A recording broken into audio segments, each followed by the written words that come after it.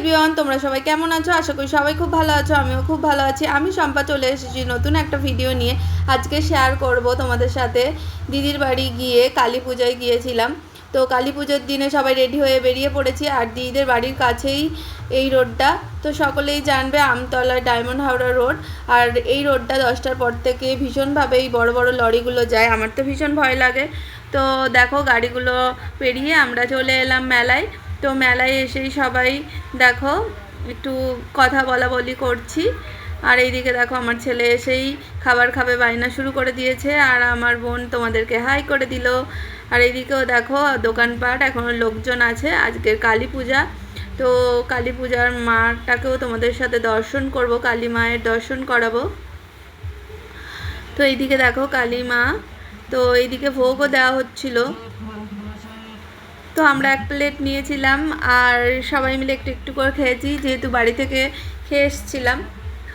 তো তারপরে দেখো মায়ের মূর্তিটা কত সুন্দর। আর আমি যেহেতু ভিডিও করছিলাম তাই আমি আসতে পারছিলাম, তাই বোনকে বললাম আমাকেও একটু নিয়ে নে, তাই আমিও চলে এলাম ভিডিওতে। তারপরে দেখো সব থেকে সুন্দর মুহূর্ত, বাজি পোড়ানো শুরু হয়ে গিয়েছে। আর বাজি পোড়ানো দেখতে তোমরা কে কে পছন্দ করো অবশ্যই জানিও, ভীষণ ভালো লাগে। বাচ্চা বড় ছোট সকলেই তো ভালোবাসে বাজি পোড়ানো দেখতে, তাই আমরাও খুব আনন্দ করে বাজি পোড়ানো দেখছিলাম। সেই ভিডিও ক্লিপটাই তোমাদের সাথে শেয়ার করে নিলাম।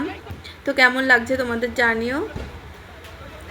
তো আজকের পুরো ভিডিওটা শেয়ার করছি, ছোট ছোট ক্লিপে তোমাদের শেয়ার করেছিলাম, কিন্তু আজকের পুরো ভিডিওটা শেয়ার করছি। তোমরা অবশ্যই পুরো ভিডিওটা দেখো, ভীষণ ভালো লাগবে। তো দেখো একের পর এক বাজি পোড়ানো হচ্ছে, ভীষণ ভালো লাগছে। আর আমরা আনন্দ করে দাঁড়িয়ে দাঁড়িয়ে দেখছিলাম।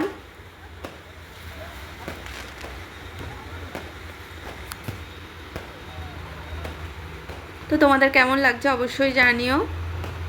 তো তারপরে দেখো প্রায় বাজি পোড়ানো শেষ হয়ে এসেছে, আর মায়ের দর্শন করাচ্ছি দেখো সামনে থেকে। আর মাকে কত সুন্দর করে সাজানো হয়েছে দেখো, খুব সুন্দর লাগছে।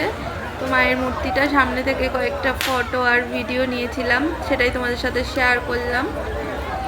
তো এখানে পুজোর আয়োজন চলছে, কারণ রাত্রিরে পূজাটা হবে। সকলেই জানো কালী পূজা রাত্রিরেই হয়। 1 জানুয়ারি তো এটা কে কিনলো তুই? তো একে একে দেখো বাজি পোড়ানো প্রায় কমপ্লিট হয়েই এসেছে, আর কয়েকটা বাজি পোড়ানোর পরেই বাজি পোড়ানো শেষ হয়ে যাবে। তো পুরো বাজি পোড়ানোর ভিডিওটা তোমাদের সাথে শেয়ার করলাম, তোমাদের কেমন লাগলো জানিও।